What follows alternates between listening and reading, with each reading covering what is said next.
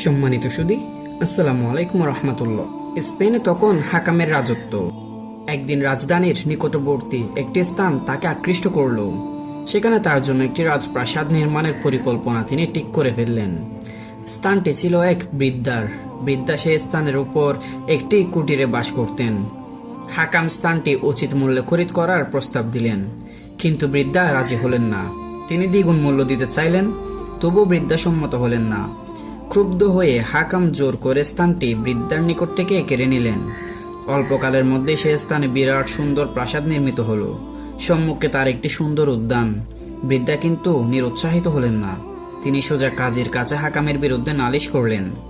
কিছুকাল পর হাকাম কাজী সাহেবকে দাওয়াত করলেন তার নতুন প্রাসাদ ও বাগান দেখতে।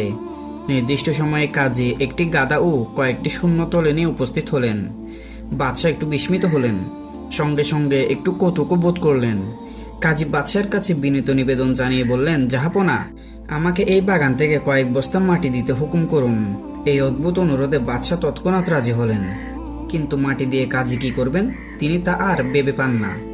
তিনি বস্তাগুলো মাটি দিয়ে ভর্তি করলেন। তারপর বাদশাকে আরো বিস্মিত করে তিনি বস্তাগুলো গাদার পিঠে তুলে দিতে তাকে সাহায্য করতে অনুরোধ জানালেন। বাদশার কৌতুক চরমে উঠল। তিনি তাতেও রাজি হয়ে সানন্দে বস্তাগুলো তুলে দিতে অগ্রসর হলেন।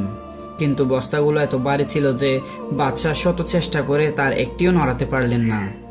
কাজী বাদশার দিকে ফিরে চেয়ে বললেন, আপনি সামান্য কয়েক তাল মাটি তুলতে পারলেন না, কিন্তু মহাবিচারের দিন আপনি কি করে গোটা বাগানটাই খাদে করে আল্লাহর আদেশে বৃদ্ধাকে ফিরিয়ে দেবেন?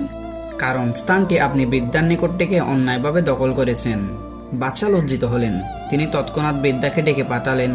বৃদ্ধার কাছে ক্ষমা প্রার্থনা করে তিনি বাগান ও প্রাসাদ সমেত স্থানটি বৃদ্ধাকে দিয়ে দিলেন। শাসনের কর্তৃত্ববার বড় গুরু দায়িত্ব সে। তার ত্রুটি বিচ্যুতির জন্য জবাবদিহি করতে হবে মহাবিচারের দিন। আল্লাহর কাছে তার হিসেব নিকেশ দিতে হবে। তাই খলিফাদের, মুসলিম বাদশার চিন্তার শেষ নেই, ব্যাকুলতার সীমা নেই। আবার কেউ হয়তো আত্মবিস্মৃত হয়ে ক্ষণিকের জন্য কর্তব্যের কথা ভুলে যান। তখন রূঢ় আঘাত দিয়ে কৌশল ও তৎপরতার সঙ্গে তার সম্মিত ফিরিয়ে আনতে হয়। খলিফা মানুষ তো, ভুল তাই হতে পারে, কিন্তু ভুলের জন্য ভুগতে হয় জনগণকে, দুর্বলকে। তাই দেশের উজির, দেশের কাজী খলিফার প্রতিটি কাজে তীক্ষ্ণ দৃষ্টি রাখেন। নির্মমভাবে আঘাত দিতে, অপ্রিয় ও রূঢ় সত্য কথা বলতে একটু ইতস্তত বোধ করেন না। প্রিয় দর্শক, আজকের ভিডিও এখানে শেষ করছি। ইনশাআল্লাহ তাআলা দেখা হবে পরবর্তী কোনো এক ভিডিওতে। ততক্ষণ পর্যন্ত ভালো থাকুন, সুস্থ থাকুন, ফাউন্ডেশনের সাথে থাকুন। ধন্যবাদ। আসসালামু আলাইকুম ওয়া রাহমাতুল্লাহ।